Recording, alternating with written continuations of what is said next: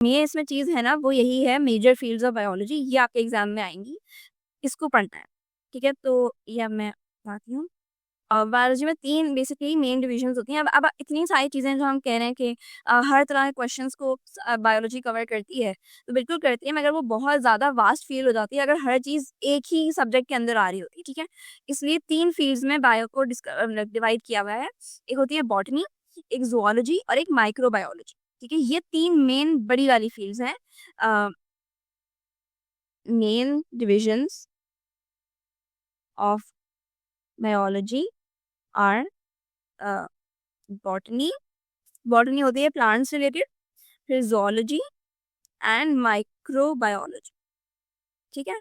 फिर है botany is the study of plants, zoology is the study of animals, के जितने एनिमल्स हैं उनको ज़ूलॉजी कवर करती है, एंड माइक्रोबायोलॉजी इसमें ज़ाहिर है माइक्रो नाम में आ रहा है तो माइक्रो ऑर्गेनिजम्स जो होता है जैसे बैक्टीरिया, वायरसेस के जो आज डिजीजेज हैं उनकी क्या कॉजेज हैं, उन सब चीज़ों को आप माइक्रोबायोलॉजी में कवर।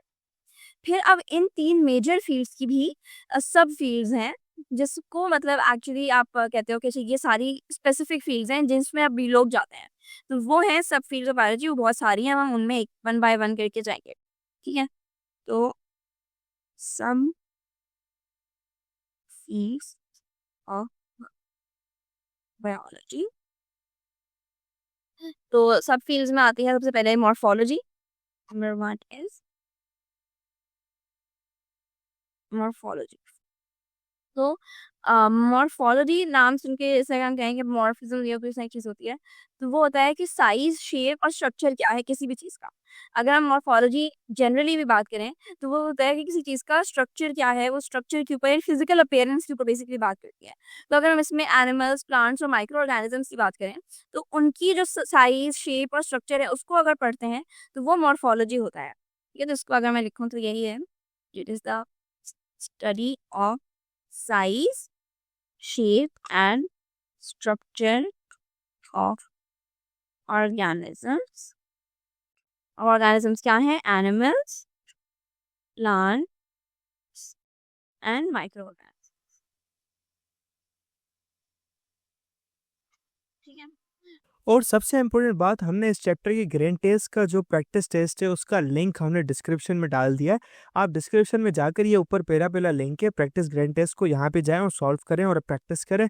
यहाँ से आपने अगर प्रैक्टिस कर ली, आपके एग्जाम्स के अंदर एमसीक्यूज के अंदर 100% मार्क्स गारंटेड है। उसके अलावा अगर आपको हमारे फ्री नोट्स चाहिए, lecture, guest papers, model papers चाहिए, तो इस पहली वाले लिंक पे क्लिक करके आप हमारे चैनल को ज्वाइन हो जाएं और दूसरी वाली लिंक को क्लिक करके आप हमारा व्हाट्सएप ग्रुप है इम्पोर्टेंट प्रीमियम, उसको ज्वाइन हो जाएं। ठीक है? अगर आपको ट्यूशंस वगैरह के अंदर एनरोल होना है, कोई डाउट है, तो ये हमारा व्हाट्सएप नंबर है, इस पर क्लिक करेंगे आप डायरेक्ट व्हाट्सएप पे चले जाएंगे और तमाम बुक्स के पीडीएफ इस वाले यहाँ पर आखिरी वाले आपके पास गिवन है। आप यहाँ से कोई भी बुक उठा सकते हैं, आपकी जो मर्जी चाहे, सारी की सारी क्लासेस का। इसके साथ साथ आपसे रिक्वेस्ट है, आप चैनल को सब्सक्राइब और वीडियो को लाइक भी करते हैं। लोगों ने आपके लिए एक पेज निकाल दी है हमारी, जिसके अंदर आपको बायोलॉजी की पूरी तैयारी करवाई जाएगी और बायोलॉजी की लाइव ऑनलाइन क्लासेस जूम पर दी जाएंगी। आपको पूरी बुक कवर करवाई जाएगी और आपको एग्जाम के हिसाब से भी प्रिपेयर किया जाएगा। चैप्टर टेस्ट होंगे, आपकी वीकली टेस्ट लिया जाएगा और सबसे इंपॉर्टेंट चीज़, आपके एग्जाम राइटिंग मेथड सेशंस दिए जाएंगे कि भाई एग्जामिनर को क्या चीज़ चाहिए, एग्जाम के पेपर के अंदर लिखते ही कैसे हैं। और सबसे इंपॉर्टेंट, हमारे guess paper, target paper, model paper जो हम देते हैं ना आपको, गेस पेपर, उससे 60 to 70% तो आपका पेपर लग ही जाता है, तो आपकी 70% तो तैयारी हो गई। और अल्हम्दुलिल्लाह अल्हम्दुलिल्लाह अल्लाह के शुक्र से हमारे बच्चों के 85 से 90% से अबव आ ही जाते हैं बिल्कुल आसानी से, जो इस चीज़ को फॉलो करते हैं। और इसकी फ़ी पता है पूरे साल की एक सब्जेक्ट की कितनी है? सिर्फ और सिर्फ 3,000 रुपये आप लोगों के लिए। पहले पिछले साल 12,000 थी, उससे बड़ी भी थी, लेकिन अभी आप लोगों के लिए हमने कर दी है सिर्फ और सिर्फ 3,000 रुपये। और जैसे आप लोग इजीली ले पाएँ, पूरे साल 1 ईयर के लिए हर चीज़ दी जाएगी और आपको जो लाइव क्लासेस ली जाएंगी, आपको जूम पर दी जाएंगी, ठीक है, हमारे ट्यूशन में, और उसकी रिकॉर्डिंग्स भी आपको दी जाएंगी। अगर आपको रजिस्टर करना है, इस व्हाट्सएप नंबर पे मैसेज करें, आपको यहाँ पे हम बता देंगे कैसे पेमेंट करनी है और कैसे फ़ी भेजनी है, और आपको हम हमारे ऐड कर लेंगे। लेकिन ये सबसे बड़ी डील, जितना जल्दी लेंगे उतना आपके लिए फ़ायदेमंद होगा। फिर अब इसमें फॉर एग्जांपल अगर मैं बात करूँ कि फ्लावरिंग प्लांट जो होता है, उसके अंदर रूट, स्टेम, लीव्स, फ्लावर्स और फ्रूट्स होते हैं। तो मतलब ये उसकी मॉर्फोलॉजी है। फिर आपने फ्लावरिंग प्लांट देखा है, जैसे अगर कोई ऑरेंज का या किसी चीज़ का, लेमन का जो प्लांट होता है, ट्री होता है, तो उसके अंदर के क्या क्या स्ट्रक्चर्स होते हैं, अगर आप उनको गौर से देखें तो वो मॉर्फोलॉजी होगी। या डेंटल स्ट्रक्चर, अगर आप अपने दांतों का ही पूरा स्ट्रक्चर देखें, that is also human morphology. ठीक है, आई होप दैट्स क्लियर। फिर एनाटमी पे आते हैं। एनाटमी सुना होगा, ये होती है इंटरनल स्ट्रक्चर्स की बात। कि अभी हमने फिजिकल स्ट्रक्चर की बात की थी, फिजिकल अपीयरेंसेस की, ये है इंटरनल स्ट्रक्चर्स ऑफ ऑर्गेनिजम्स।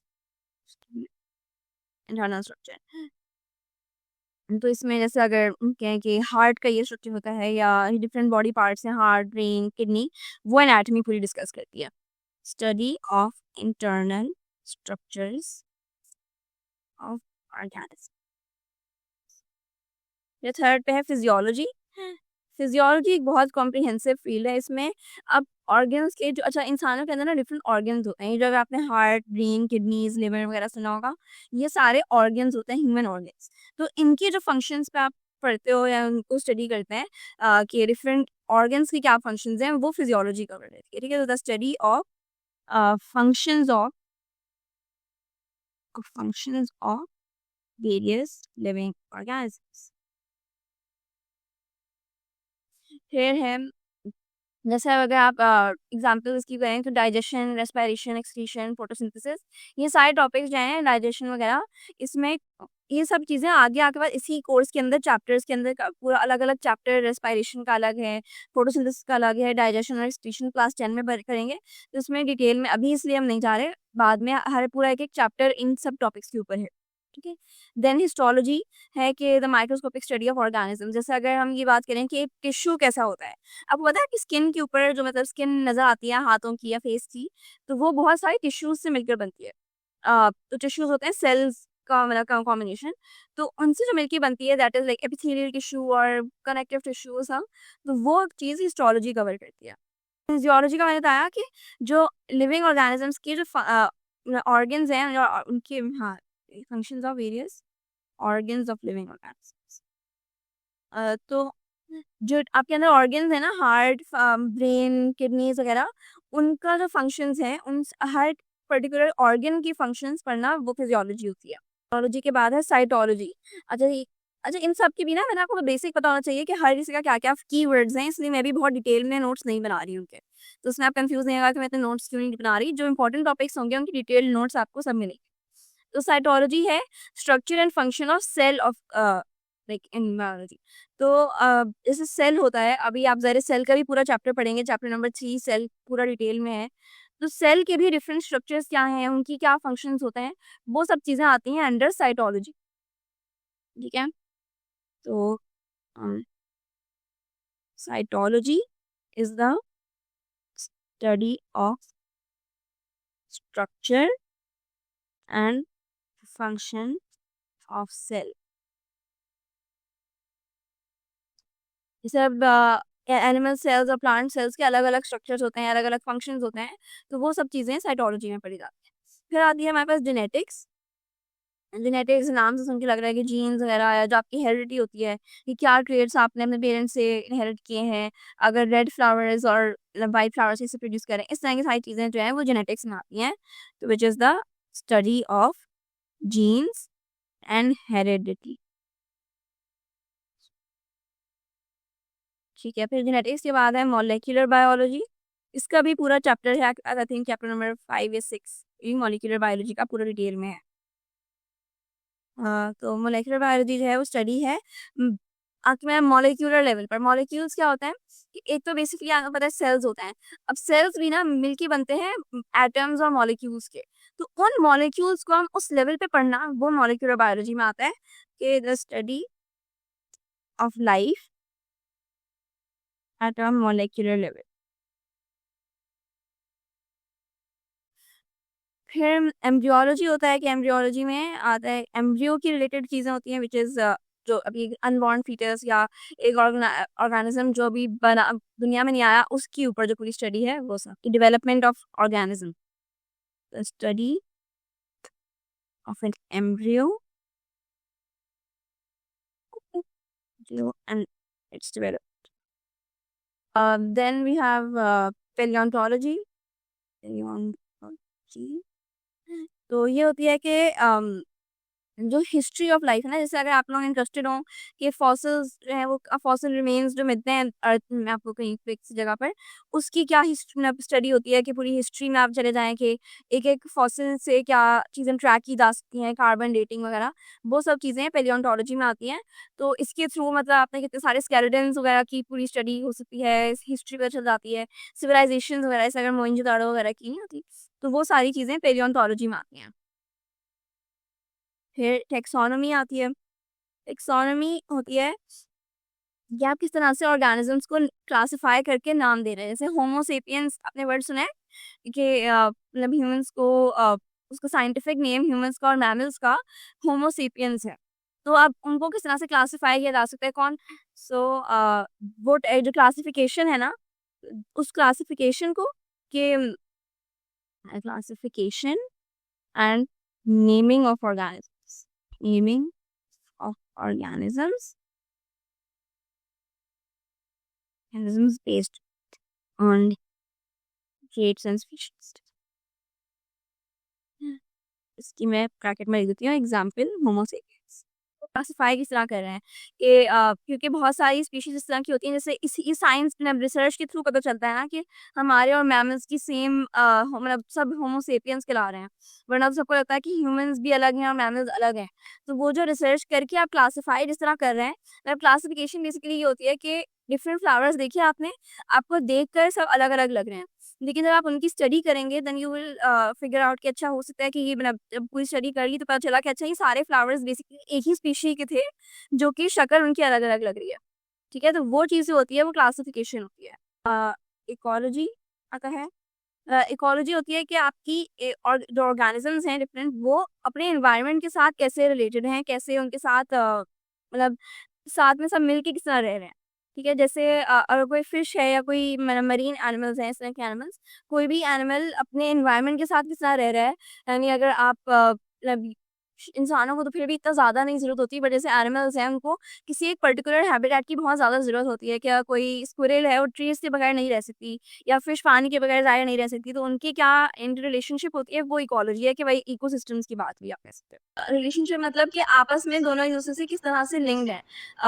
जैसे कोई फिश है, वो पानी पर डिपेंडेंट है, या marine biology.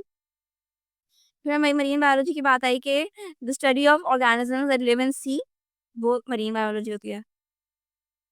The study of organisms living in the sea, तो जैसे फिश हो गई, वेल्स, डॉल्फिन्स, स्पंजेस, क्रस्टेशियंस, ये सारे मरीन बायोलॉजी में आते हैं। तो अब आप हर एक पर्टिकुलर ऑर्गेनिज्म की बात करें, मतलब हर एक अलग अलग स्पीशी की, मतलब स्पीशी नहीं, अलग अलग वही मछली की जो पूरी स्टडी है वो मरीन बायोलॉजी में आता है। फिर है हमारे पास pathology. Pathology is the study of diseases, जो कि हाँ डायग्नोसिस ऑफ डिजीजेस। फिर इम्यूनोलॉजी है। इम्यूनोलॉजी में आता है कि आपका इम्यून सिस्टम। तो ठीक है, तो इम्यूनोलॉजी होती है आपकी कि जैसे अगर आई होप आपको याद होगा, जब कोविड आया था कोरोना, तो इम्यून सिस्टम्स की बहुत बात हो रही थी कि अच्छा जिनका इम्यून सिस्टम वीक होगा वो जल्दी ज़्यादा प्रोन है कि उनको कोविड हो सकता है, उनको सिम्टम्स भी ज़्यादा आएंगे। तो इम्यून सिस्टम क्या होता है कि आपकी बॉडी की एबिलिटी, क्या जो भी फॉरेन सब्सटेंसेस या कोई अगर पैथोजन आ रहा है बॉडी में के अंदर, उससे किस तरह फाइट कर पा रहे हैं। इन्फेक्शन से फाइट करने की जो आपकी एबिलिटी होती है, उसको पढ़ना वो इम्यूनोलॉजी होता है।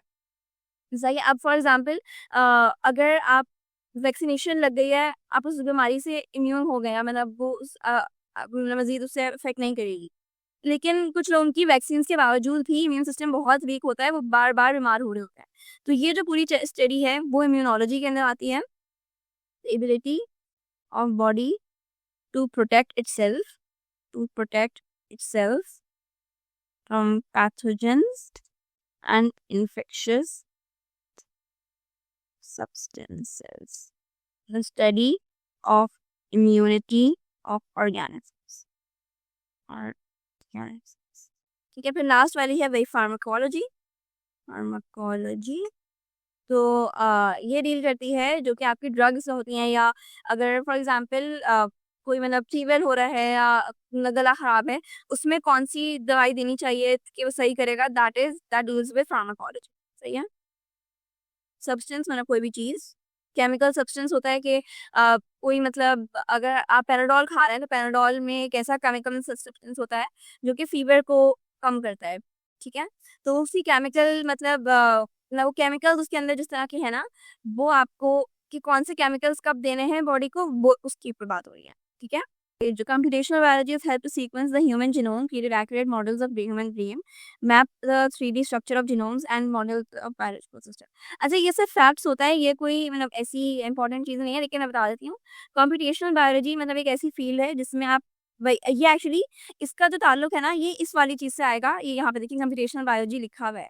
तो जब मैं ये कवर करवा चुकी होंगी उसके बाद मैं आपको ये पढ़ा, ठीक है? बिकॉज़ अभी आपको कंप्यूटेशनल बायोलॉजी भी समझाना पड़ेगा, ठीक है?